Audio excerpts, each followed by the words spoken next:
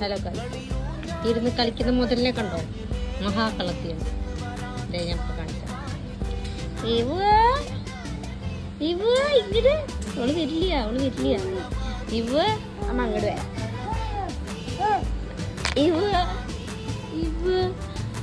ഇടമ്മയ്ക്ക് തന്ന ഇട്.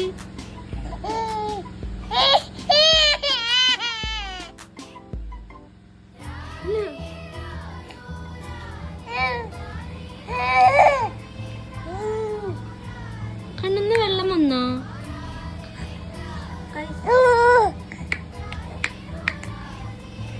ഇത് കുട്ടിയോട് കരയണ്ട. വേണ്ട അയ്യോ. ഓ ശരി.